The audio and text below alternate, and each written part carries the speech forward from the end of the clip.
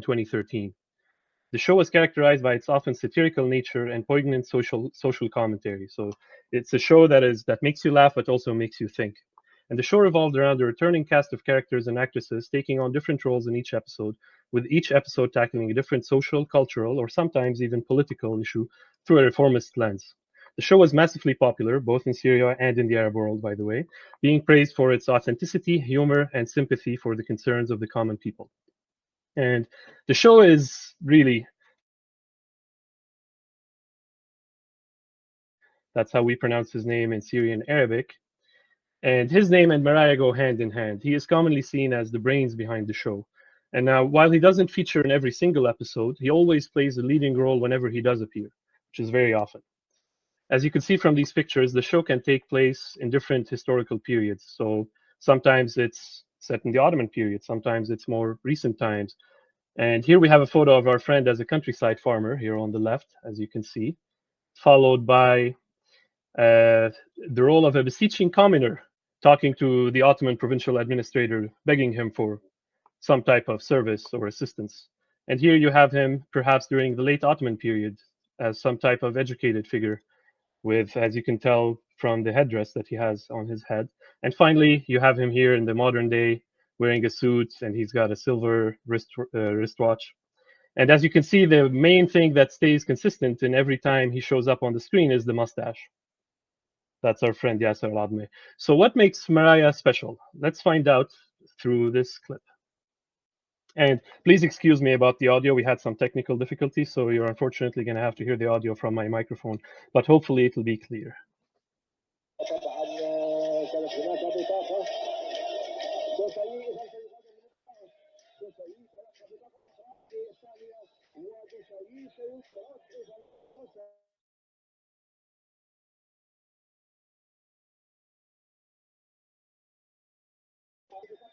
الاولى في النهائيه اذا بطاقات الرواتب تحول اللون الاحمر وهذه الفرقه الكبيره للفرنسيين لانهم يلعبون من غير لوران بيان الذي حل محل لوبوس وها هو بشري ايضا اندفاع اللاعب بكبر لا مبرر له يحاول كيد المرتده ويعرقل اللاعب المنافس كفو وتحقق البطاقه الصفراء الثانيه تتحول تلقائيا للون الاحمر. البطاقه الحمراء رقم 22 في فرنسا 98 يختلف الفرنسيين ودائما اللاعبون الفرنسيين الكبار والكبراء هم الذين يطردون. اذا امام السعوديه ثم نرى بيان امام كرواتيا والان مارسيل بشري امام البرازيل في المباراه النهائيه ونحن في الدقيقه الرابعه والستين تقريبا. اذا كرز بركه الجو الدفاع من يعود يرجع عود بعد زيدان ما في حدا اليوم يا نحكي كسر راسك مثل زيدان ما تكسر راسكم راسنا كل هواء على اللي ترى كل هواء واحد مثلك كان بيخرس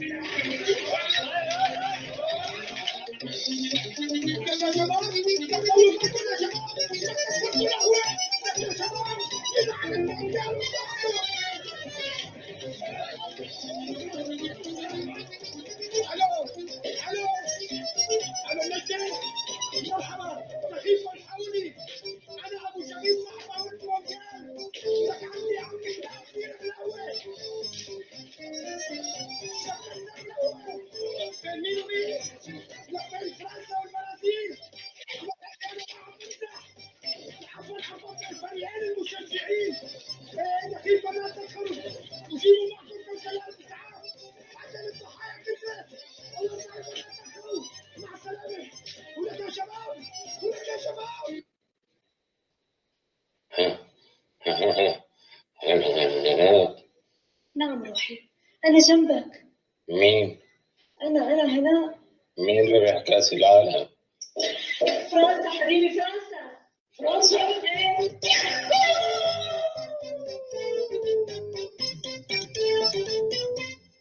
So while this clip is a bit self-explanatory, you know, it's football, soccer, hooliganism, basically. You have the French supporters on one hand and the Brazilian supporters, and they're duking it out because of some taunts being exchanged between the two sides. And you can get a lot of the idea of how, you know, maybe what a cafe where people can watch soccer, what it looks like in Syria.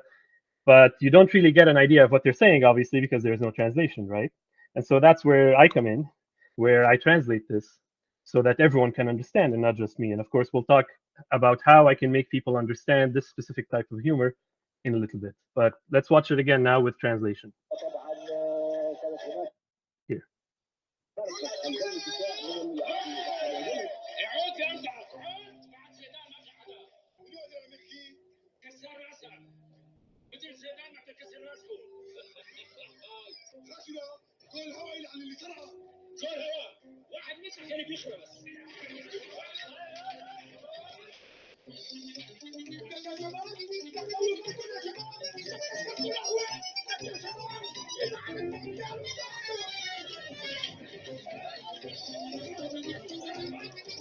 الو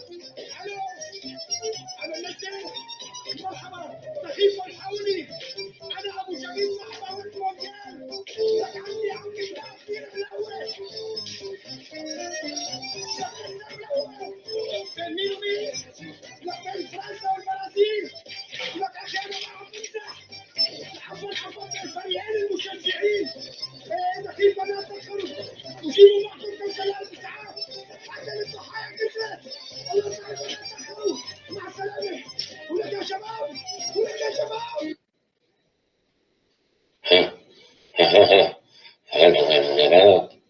نعم روحي، أنا جنبك. مين؟ أنا هنا. مين اللي ربح كأس العالم؟ فرنسا حبيبي، فرنسا. فرنسا. إيه.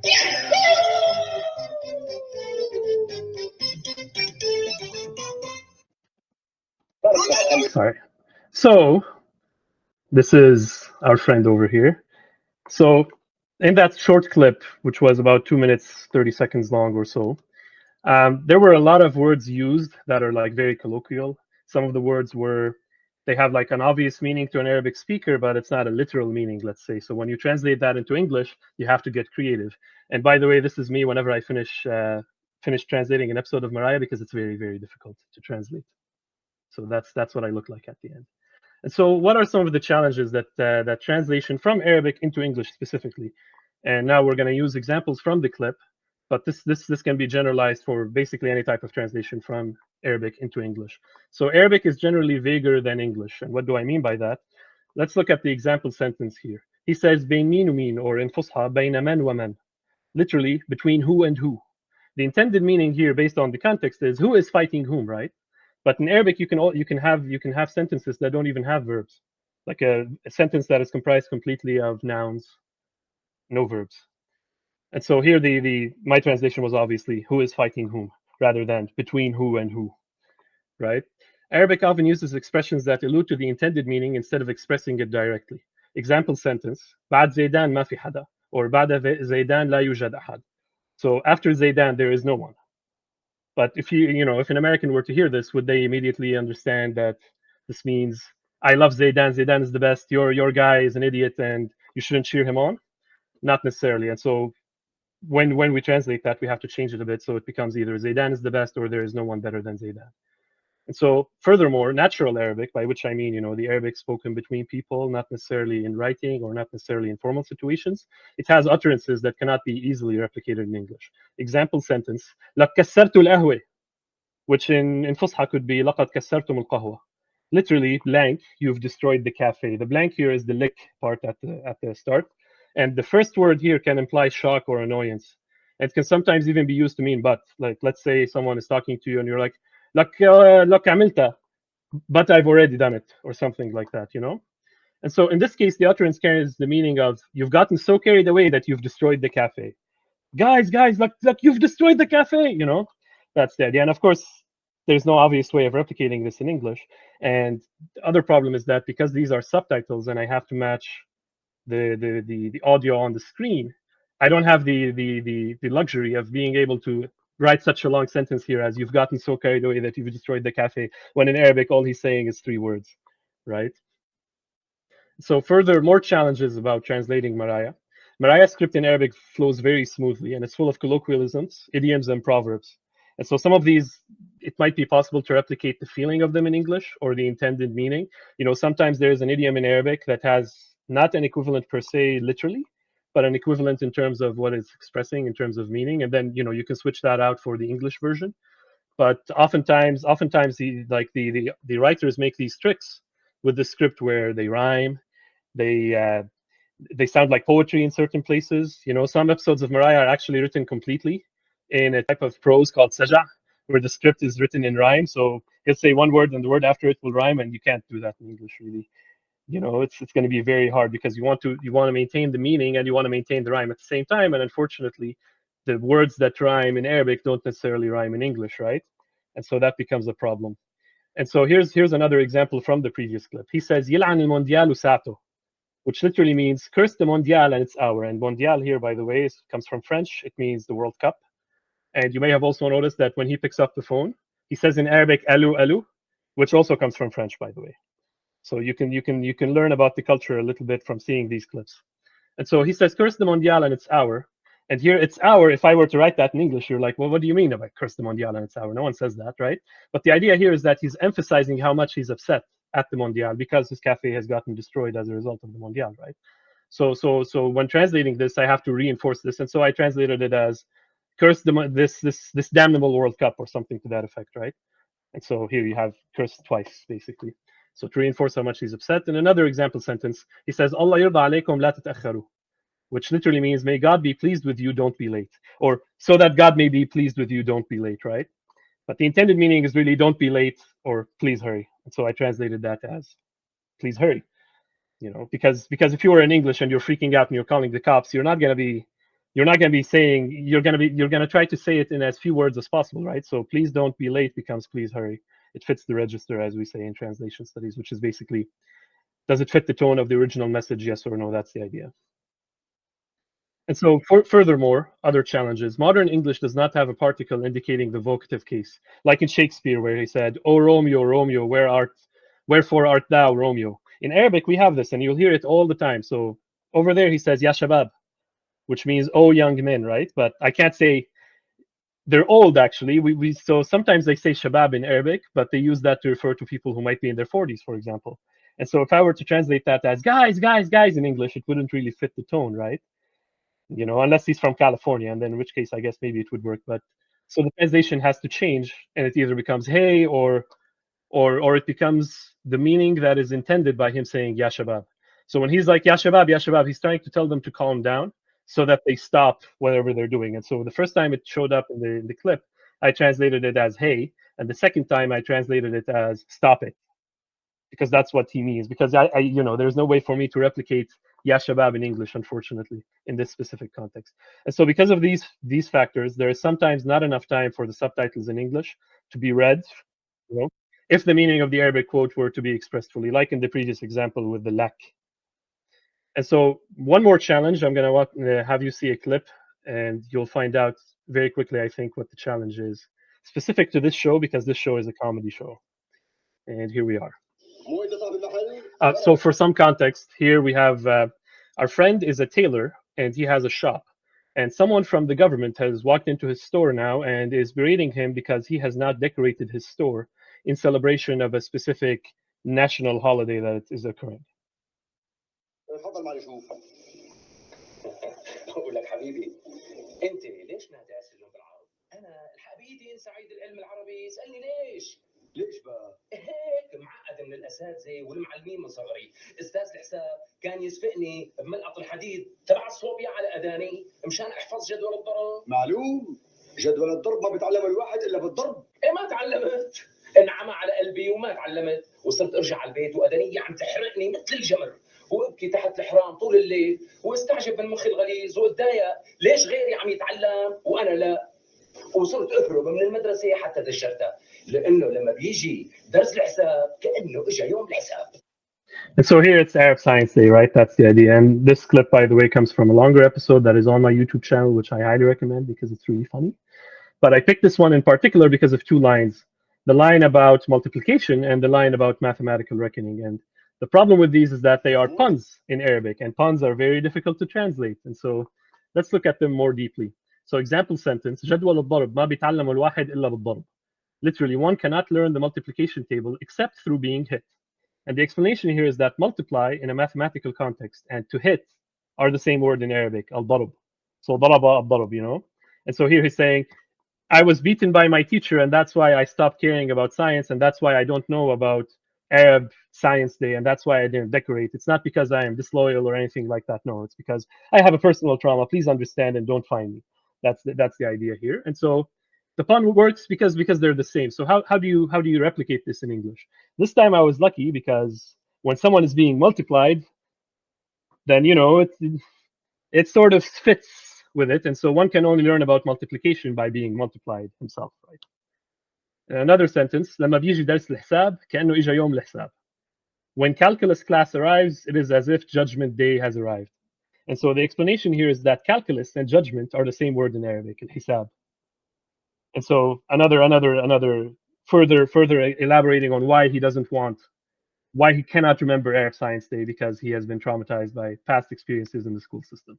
And so the translation here becomes, I had to look really deep for this, by the way, and it's not 100% good, but it is what it is, unfortunately. And so mathematical reckoning is a concept in math, apparently. By the way, I didn't study math in high school. I was in the literary branch, so I have no idea what I'm talking about. Feel free to correct me, but I Googled it and it said that reckoning is like a mathematical function. And so I added the adjective mathematical before it so that people know what I'm talking about. And so whenever mathematical reckoning class came, it was as if my day of reckoning had come, which carries the same idea of, you know, going all the way to the end of your life being faced with something very major that you want to avoid, and that's why you don't want to attend that. And so now that we've talked about the challenges, let's talk about the benefits of watching Maraya and other Arabic audiovisual works. And so I'm going to be talking about Maraya specifically, right? But really, if you watch the news in Arabic, if you listen to songs in Arabic, if you try to watch movies in Arabic, YouTube in Arabic, anything in Arabic, basically, then from my experience as a language learner myself, because I'm not a native English speaker, by the way. I'm not sure if you can tell from my accent or not, but I am not. And the best way I found for learning languages is to interact with the language. And so what can Maraya do to you, or what can anything do to you if you watch it in Arabic? So you can get a lot of Arabic listening practice, and this can help you improve your comprehension and your pronunciation. Arabic in particular, you've probably heard about this already, but I'll say it anyway. So in Arabic, we have formal Arabic, right? Fusha, which is what is used on the news, for example, what might be used in schools, in universities, and then you have the common tongue of the people. So the Syrian accents, because we have different accents. Ala is from Aleppo, I'm from Damascus. We don't sound exactly the same in Arabic, but we sound relatively similar. And then you have someone from Egypt who sounds completely different from us, right? And so if you watch the news in Arabic, then you can get some Fusha practice, listening practice. And if you watch Maraya, or if you watch some Egyptian comedy show or any type of drama from there, then you can also get listening practice for the specific dialect that you're trying to learn. And so by listening to these and by doing it all like a lot, so maybe every day, for example, and I'll share an experience of myself in a little bit, but you can slowly but surely begin to increase your proficiency through lengthy and habitual exposure to the language over a long period of time. And this is basically the immersion method. Some people change the language on their phone to Arabic, for example, to get reading practice. Whenever you pick up your phone, you have to navigate in Arabic, so that's a good way. For me, when I was a kid, I used to interact with English culture all the time, so movies, games, music, etc., etc. And so, after several years of doing that, as a child, it's very easy, right? You become fluent. But more recently, for me, I've been doing this with Japanese, and after 4 years of playing all these games in Japanese, now I can actually speak to a certain extent because I have all this vocabulary that's in my head, and when I hear it, it's just clicks. And so that's the immersion method. But it takes time, it takes patience. And the nice thing about watching media in Arabic, whether it's this or watching, maybe there's a political show that you might be interested in, although to be honest, with Arabic, probably not that likely because most of the news in Arabic is going to be propaganda. But it might be fun for you if you're trying to see what people think about certain things and you don't want to actually believe them, you just want to listen to what they're saying. Well, you can have fun. And you might even unlock a new source of motivation for learning Arabic. So let's say you watch Maraya and you fall in love with it because of the few clips that are out there in English, courtesy of yours truly. And maybe when you finish them, you say, I want to watch more, but there's no more in English. So now you have another source of motivation for learning Arabic, so you can watch and enjoy the rest. And you can learn more about Arab culture and society, as well as how Arabs think and how they express themselves before an Arab audience, because this was made for internal consumption. This was not something that was created for foreigners. It was created for Arabs by Arabs, basically. And what I'm doing is that I'm trying to introduce this Arab viewpoint to non-Arabs and non-Arabic speakers by the translations. And so here's another clip that demonstrates this. Here, our friend and his colleague, they both work for the government, if I recall correctly, and they are trying to make some extra money because their salary is not enough for all their for all the things they need to get to take care of themselves and their families. And so they've decided to go to a certain village that has a lot of watermelons, and they've bought a truckload of watermelons which they want to bring back to Damascus and sell it there for a profit. And here he's talking about his plan and what he's going to do with the money. يا سيدي اذا مشيت الامور مثل ما انا مخطط لها بنكون امنا المازوطات وكسوه الاولاد ومونه البيت بدون ما نمد ايدنا لحدا وبدون ما نرتشي. لانه نادر بصراحه بفكر ارتشي مثل غيري، بس ما بعملها وحياتك ما بعملها. ضميري ما بيطاوعني. لا اوعك بطلك الشغله. عندك اولاد. اي والله ما بطعميهم حرام ولو على قطع راسي. So here there's two things. First of all is that, bribery has been mentioned, and bribery is a big problem in Syria, has been a big problem for a very long time. This clip, by the way, is from 1997. And so he's saying that I don't want to get bribed. I'd rather make my money in honest ways. But I was thinking at some point that maybe I should be bribed. And his friend says, no, you shouldn't do that. You have children. And here, this is a concept in Arab and Islamic society, which is the concept of immoral money. That if you were to make your money in immoral means, in means that are against the morality of the religion or the society, like by bribery, for example, then you can only get misery and misfortune from this. And so you have children, aka you want to take care of your children. So if you were to feed your children using immoral money, using food that you bought using immoral money, then misfortune may befall your children. And so you shouldn't do that. And that's what you have here, a very small glimpse into the moral system of the society through this very nice clip. And I also recommend you watch the full thing because it's very funny. It's actually my most popular clip.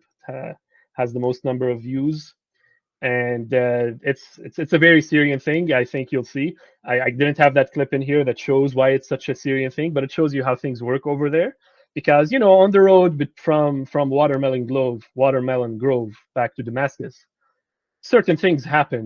They are beset by certain bandits, if you will, that are not officially bandits. They're officially the protectors of the peace, but they act like bandits, And so you should take a look. I think you'll like it. And so here's another clip that shows the good old days from Syria. It shows a favorite pastime of the people of Damascus called Seyran, which is when you leave your city and you go to the countryside, the nearby countryside specifically, and you have fun there. And this clip, by the way, is from Ghouta, which, if you were an avid watcher of the news in the early 2010s, then you would know about it. And so this is Ghouta before the war. Ala, do you have Seyran in Aleppo? So it's a Syrian thing. It's not just a Damascene thing, but in Damascus, it's like this big thing for you to leave the city and go to Ghouta in particular. And this is what you would do there if you go.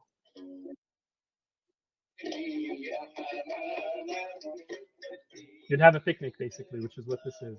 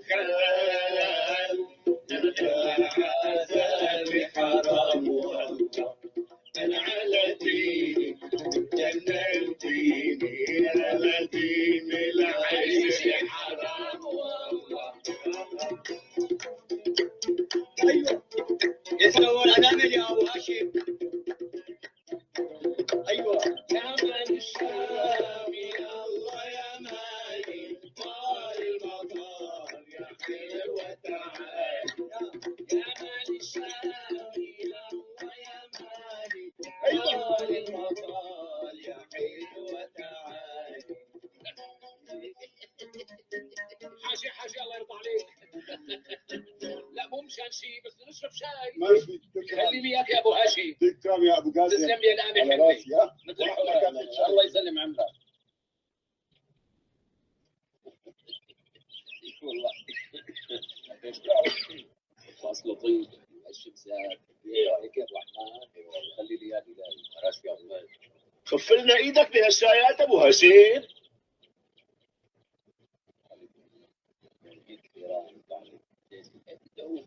اهلين وسهلين بالشباب. اهلين وسهلين ابو اهلين هاشم. عمي فهد. واحلى شاي على البخار عمي شريف. الله يسلم بديات يا ابو طيب. اهلين وسهلين الله يسلمك. ابو غسان شو رايك بكاس الشاي على البخار؟ ايوه من اراضيه ان شاء الله. اهلين وسهلين صحتين وهنا. شريف ابو احمد ان شاء الله بعيش بهالديات يا ابو هاشم. وسهلين. خلينا اياك. صحتين حبيبي.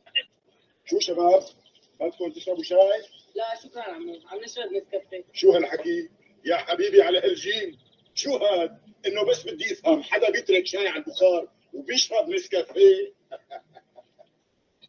And as you can see, even in these very nice moments where you're watching them dance, they're having fun, the authors have to have some type of social commentary in there. There's always something, some idea, some criticism, something that they want to highlight. And so here you saw the difference between the old generation, the people wearing the traditional clothing, playing the Arabic instruments, and they're drinking tea, and then the young ones are saying, "No, sir, I want to drink Nescafe. I don't want your blasted tea. I don't care about it." And so here you can see the difference.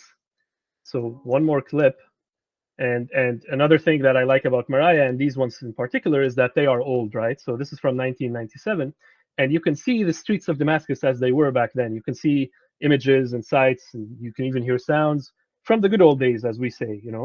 Now I was born in 1999, right? But Syria is not like, it does not really change that much between year over year under normal circumstances, of course. And so 1997, 2003, they look basically the same, at least from my perspective. And so when I watch this, I feel like I'm back to my own childhood, even though I wasn't alive back in 1997. So here's another clip showing the good old days, of course. Yes.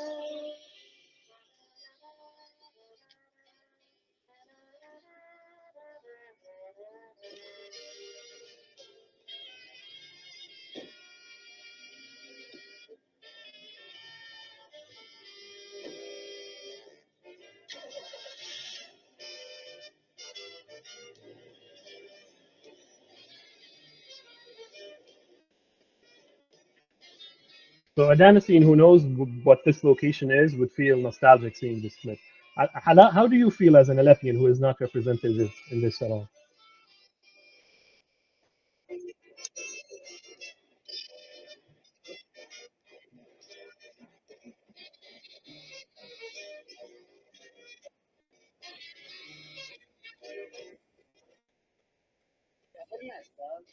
Yes.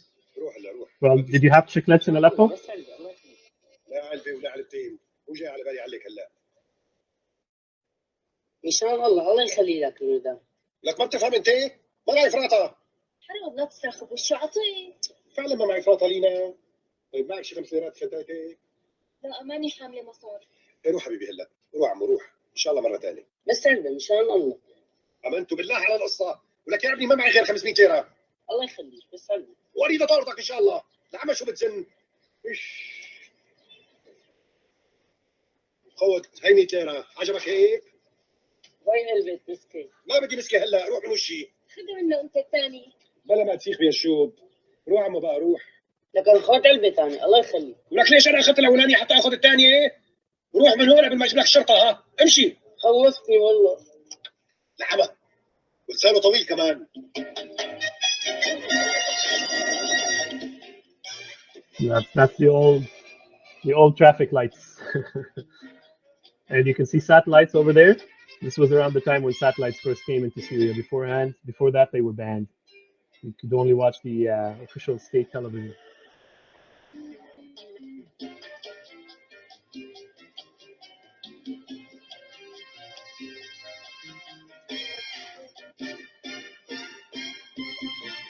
تفضل وريني المدام استاذ. على عيني انت والمدام، بس حبيبي ما معي فراطه. الله يخليك جابرنا استاذ.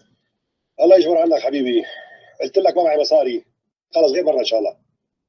خلاص غير مره. الله يخلي لك مدام. هلا بدي افهم انت ليش ما بتعمل حسابك قبل ما نطلع؟ حلوة يعني هيك تردي الوردة من إيده؟ جابرنا استاذ مشان الله. ولك حبيبي روح من وشي هلا، روح كرطة بعدين. استاذ حريمه خلي لك ولادها. استغفر الله العظيم يا رب واتوب اليك. تفضل هي 100 ليرة انبسطت؟ أعطيني هي الزهر. فضلك بقى استاذ خلي لك مكان. لا حول ولا قوة إلا بالله. يلا مبروك. So as you can see, every time he stops, there's someone waiting for him to sell him something. Emphasis on the word sell. And according to people in my own life, this is a very accurate depiction of how things were at some point. جابرنا استاذ. عندي شوف هذا دورة. مشان الله عندي وحده بس. لك يا عمي ما بدنا محارم، قلت لك ما بدنا حبيبي. جابرنا الله يخليك. روح مشي الله يرضى عليك، روح. شو ما بتعمل انت؟ خلي لك شبابها. امنت بالله على النهار.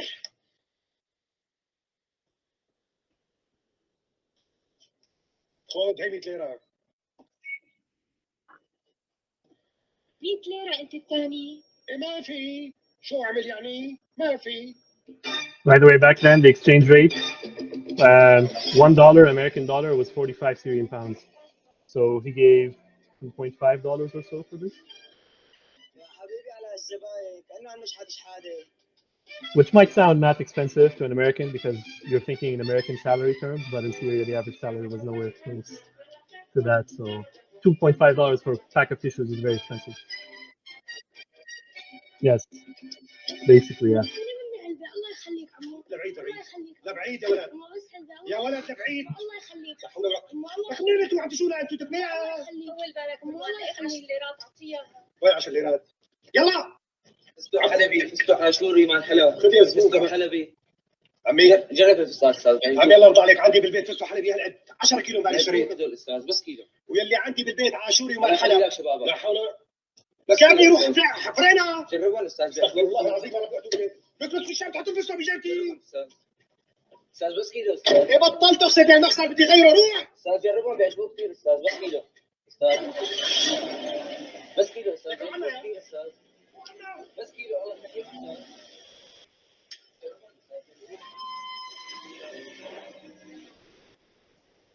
رجع الفستقات قبل ما تمشي. So Ala is going to like this. The word pistachio in Arabic is called fistok halabi, which means nuts from Aleppo, or Aleppian nuts, if you will. And that's because they planted a lot of those in Aleppo, and so it became synonymous with the city. And as you can see here, you see the good old days, but you don't see a rose-tinted glasses view of the good old days. You see the good old days as they were in reality, you know? This was, I mean, when they made the show, they weren't trying to archive this for future reference. They weren't saying, okay, I wanna show future generations what it looks like. The idea was that they were trying to accurately depict the way things work for the people at the time, and that's why the show is called Maraya, by the way, mirrors, right? So it's supposed to be a mirror of society, a mirror of whatever is going on there, whether it's in the economy or in politics. Well, in politics, it's very hard, you know how it is. But he does manage to talk about politics quite a lot, actually. I don't have any clips here, but oftentimes when he is when he wants to criticize the rulers of the time, if you will, the skit becomes set during Ottoman times rather than the modern day period. So he's talking smack about the good old Ottoman colonizers, not about our glorious leadership, of course. No, our glorious leadership, may God preserve them and keep them above our heads forever and ever, you know. But you can get an understanding of how Syrians interact with authority in general, with each other, from watching these clips, from watching Maraya. And this was not really intentional per se, but it does work, and that's what makes it good, because it's authentic. That's the main thing. And so why Maraya? To put it simply, and as you may have surmised from the clips I've shown you here, Maraya is a cultural artifact and a historical record. So by watching Maraya, Syrians can reconnect with their lost past, with a visual reminder of the good old days, and a realistic reminder of them, by the way, because we tend to romanticize, a lot of people tend to romanticize, oh, we had, you know, before 2011, things were great. We were living in heaven, basically. No one wanted to leave the country at all. No. Never had any Syrian immigrants before 2011, you know, but yeah. So it helps with presenting an accurate image of how things used to look like. And it can also help younger Syrians who have never experienced pre-war Syrian culture and society to learn more about their heritage. You can see places, I mean, maybe not in Maraya, because Maraya is mostly filmed in Damascus, but for other TV shows, You can probably see clips of areas that don't exist anymore. Maybe you can find something from the city of Homs, which has been decimated, or Aleppo, as Ala might say. So it's these are good because they preserve the memory of the people. Like I remember my life before 2011, but someone who was born in 2008 and then left the country, someone born in Aleppo in 2008 who went to Turkey in 2012 and then went to Germany in 2013 or whatever 2015, that person will not know any of these things. And so these shows like Maraya or any audiovisual records from back then can help the people to see what the Syria of their parents or the Syria of their older siblings. And so it gives a very good view, is what I say. And because of the authenticity of its portrayal, Maraya also serves as a good introduction for foreigners looking to learn more about Syria and the Syrian people. It is also not a show devoid of politics, and you might find it interesting to watch some of the more daring episodes that the show has produced, which I haven't shown here. I have a few of those on my YouTube channel, which you can watch, but I want to make more of them eventually. But it's very hard. What can I say? I have a full-time job. Subtitling these shows is a long process because not only do you need to make sure that you understand what he's saying in Arabic, you have to understand what the implied meaning is. Why is he saying? Why does he use word XYZ instead of word 1, 2, 3? And so there's a lot of interpretation going on here, and sometimes it's not immediately obvious, so you have to think about it a lot, and then you have to find an equivalent in English that can show the same meaning or the same intention, express the same intention. So let's say he's angry, he says ya Allah, and so in English you want to find something that has the same indication of I am very angry or I am very frustrated, and so you're like, oh my God.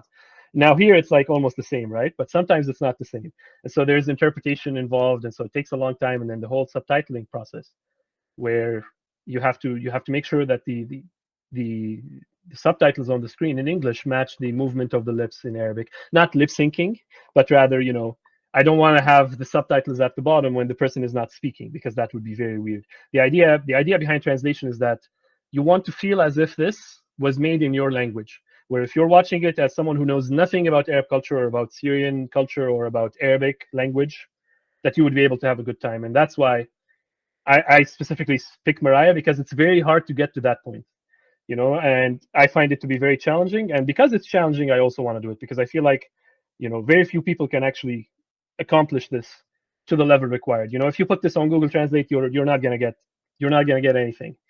It's not gonna work. And if you get someone who's lived their entire life in Syria, who doesn't know anything about American culture, for example, then they won't be able to translate this into English either, because the idea is you need to know both cultures. That's good translation.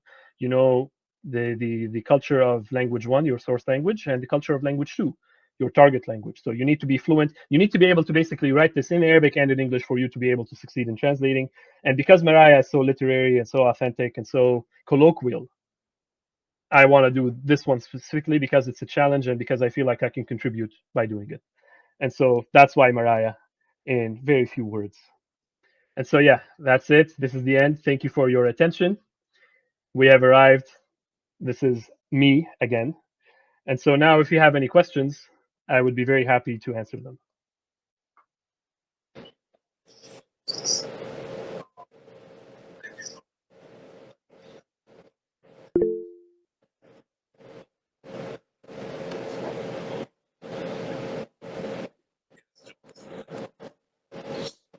Sorry, that's because of the Google account, and I don't want my name to be publicly on my Google account. That's why it says John Smith. It's a technical problem. If we were on Zoom or on Teams, then you'd have my name. My name is Ausdik Kilbab for the people in the back, or in English, Oz de Kalbab, apparently. My last name in English is two words because of the passport center in Syria. They made a mistake. So it's not Ozdek. I don't have a middle name. My last name is two words. Ala, can I ask you to please assist in moderating the questions?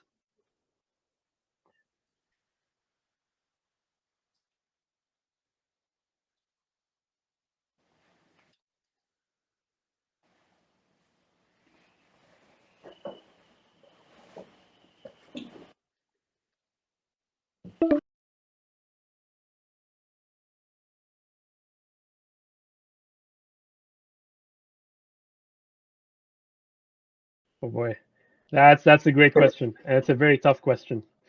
There is one episode on my YouTube channel about a math teacher, and that one there was something. So there was a pun there, and it's very difficult. So in math there is a concept of a factor, right? So group X Yeah. has the members A, B, C, whatever, blah blah blah. And so in Arabic, the word factor means tabi', and the word tabi' also means subordinate. And so the idea was there that the math teacher was actually explaining about politics. So inside the math lesson, he switches from saying, okay, these are factors. He says, okay, so for an example, a practical example, big merchants group small merchants is a factor of group big merchants. But I felt like it wasn't completely clear what he was saying here, and so I didn't use the word factor even though it exists in the English language. I ended up saying subordinate. And so here it was not a 100% accurate translation in terms of the mathematical function, right? Because subordinates is not a function in math as far as I'm aware, it's factor. But meaning wise, for it to make sense for the audience to understand, I had to do that as well. So that was very difficult for me. Thank you.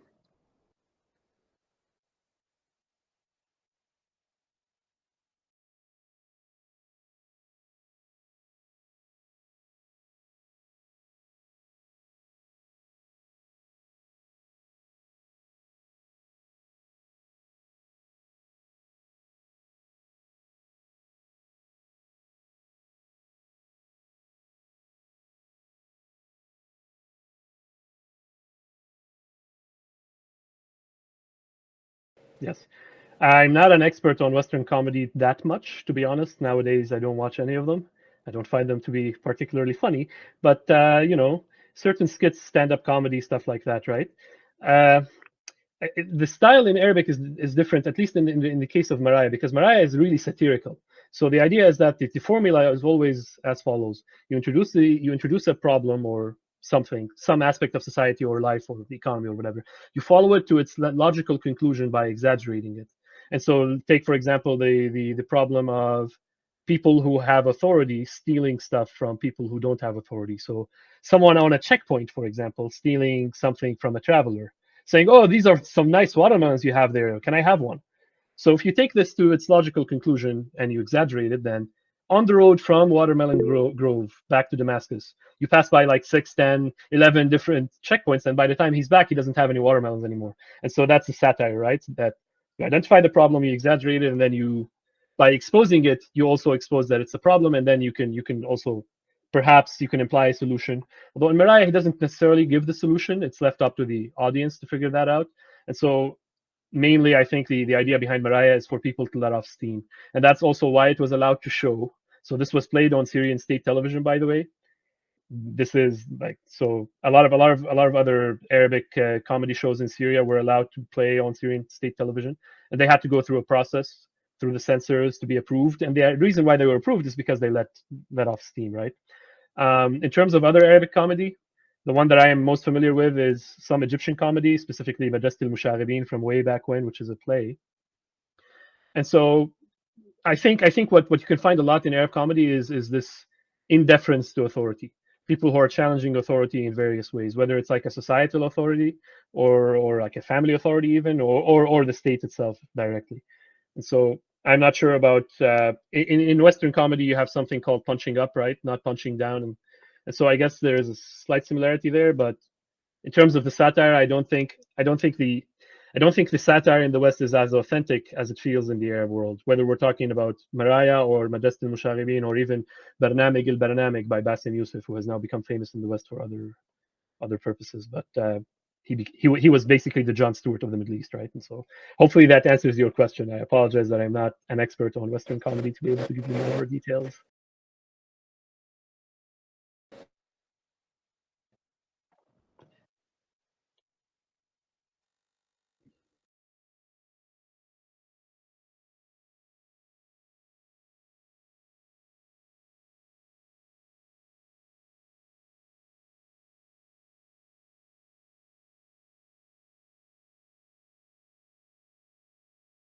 So as you know, well, now it's slightly changing, right? Some Arab teams are getting into the World Cup, but historically speaking, there was no representation for Arabs in the World Cup because our teams suck. And so every single person who is a soccer fan in Syria and really in the Arab world, they always cheer for foreign teams. And this is not just in the World Cup. So La Liga, if you watch soccer, then you would know La Liga, the Spanish league, is very, very, very uber popular in Syria. I mean, I don't know about now because I don't live there anymore, so I'm not sure. But when I was a kid, when you meet someone new, one of the questions you would ask, if you were a man, of course, I mean, although some women also did watch soccer. You know, when I was in high school, a lot of my classmates who were female used to also watch soccer. But this is considered like this is like a mainly a manly thing, right? Where you meet a random man on the street and you say, "Hey, are you Barcelona or Madridi?"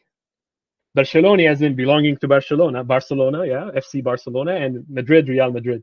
And so this was like the main rivalry, and people used to switch back and forth. And when I was a kid, I was a Madridi, and I was a Madridi at the time when Messi was at his prime, and so I was a minority in Syria at that point because everyone was, oh, Barcelona, Barcelona, Messi is great. And so in World Cup back in the day, the most popular was Brazil. Really, Brazil was like insanely popular. Brazil, everyone was a Brazilian, as we call it. So in Syria we use the adjective of the nationality to describe fans of teams. So Brasili, Franci, Almani, Inglesi, Argentini, etc., etc. And so Brazil was very popular. Germany was very popular. France was popular. Italy was popular. I mean, all the European teams, the good teams, were popular, right? But really, the number one I think was Brazil. Brazil was insanely popular. And to give some context in that clip, our friend who is cheering France in the final match, he is actually originally a supporter of Germany. But during that World Cup, Germany gets eliminated by Brazil, and so he switches to France just to spite the Germans. Not because he's such a huge fan of France. He really loves Germany. But whoever defeats my team, then I become their enemy, and whoever can defeat those, I will cheer them on, and that's the idea. And so yes, it is very common nowadays. I think people also watch the German league. I don't know what it's called, to be honest, but Bayern Munich in Arabic is very, very popular. Yeah, La Liga in Spain, and the Premier League in England is also popular. Yeah,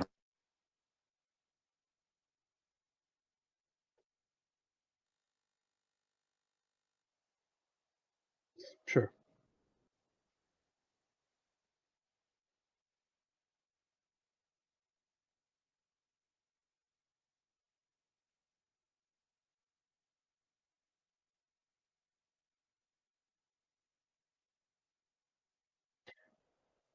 sure.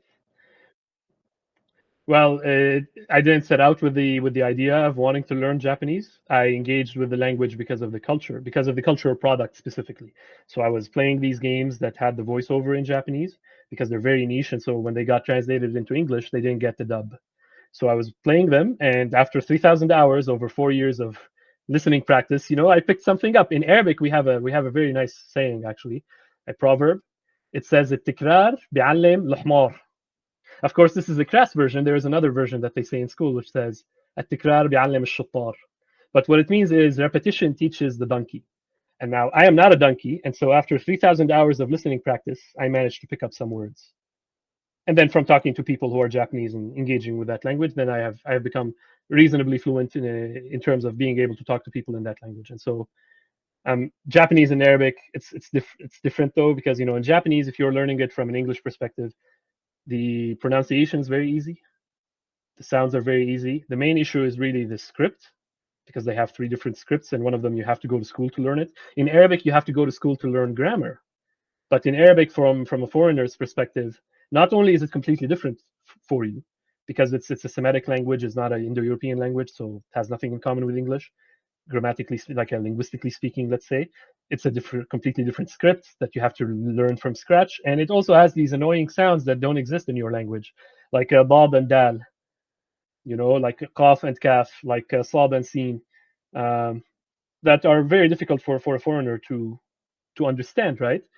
But I think, and this is my idea, it might not be correct for every single person, but with time and with enough immersion, people can start to tell the difference between the different letters. And you can also, and if you cannot necessarily replicate it, you can at least say it in a way where we know that you're saying bod rather than dal, right? And so if you want some motivation, you can watch some Arabic news channels, and sometimes you'll get these people from Russia These are either former diplomats or they're political scientists from Russia, and they speak in Arabic and they do interviews in Arabic, and they have a very thick Russian accent, by the way.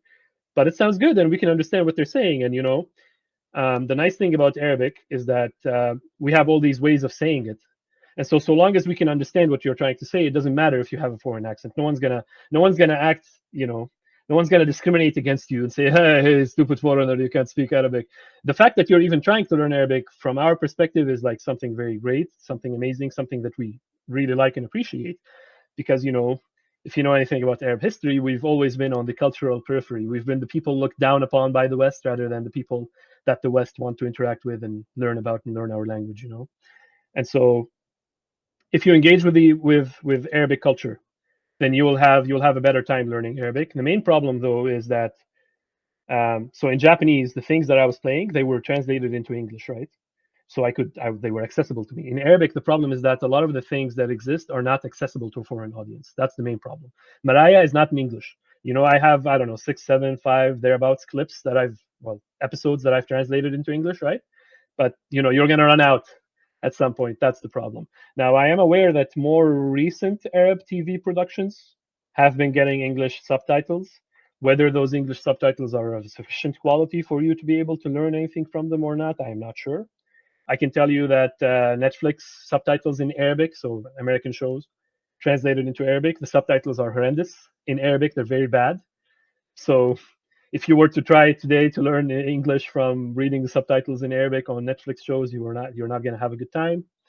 And I would imagine that it's going to be the same thing if you go to Shahid TV or whatever, the Saudi Arabian distribution channel that has some Arabic TV shows. I imagine you would run into the same problem. But in Arabic, really, the watching the news, I think, is good because there's a lot of it. There's even actually there's a channel, there's a website. It's called Memory TV, MEMRI, and it's what they do is they translate all the clips from Arabic TV, and it's a bit biased. It's not very charitable in the way they translate what we say on TV, but it gives you an idea. If you want some listening practice and you want to laugh, you can find some compilations of crazy moments from Arabic TV on YouTube. All the fights on TV. I'll show you my shoe or whatever. You can find all of that there. That's some content. But hopefully in the future we'll have more. Someone else other than me will step up and translate more Arabic shows, more Arabic works that people like yourselves can avail yourselves of, and then that can hopefully assist you in your Arabic journey. But at some point, when you get advanced enough to be able to engage with the language directly in the language, then I hope you will have a lot of things to watch. You're welcome.